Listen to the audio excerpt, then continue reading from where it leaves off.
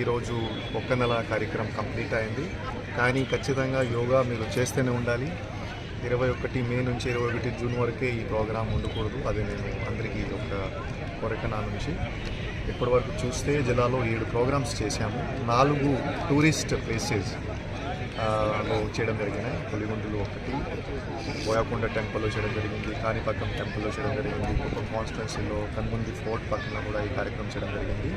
మరియు జిల్లా వ్యాప్తంగా కూడా ఒక 3 కార్యక్రమం చేశాము. సుమారుగా 20,000 మంది ఈ 7 కార్యక్రమంలో పాల్గొన్నారు.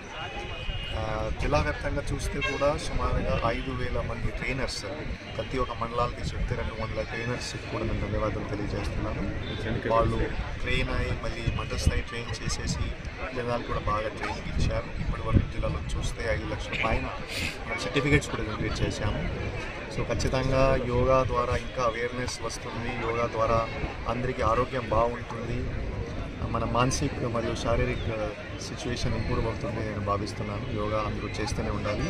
ఈరోజు వైజాగ్లో ముఖ్యమంత్రి వర్యులు మరియు ప్రైమ్ మినిస్టర్ అందరూ అక్కడ యోగా చేస్తున్నారు. ఒక మంచి మెసేజ్ ఇస్తున్నారు.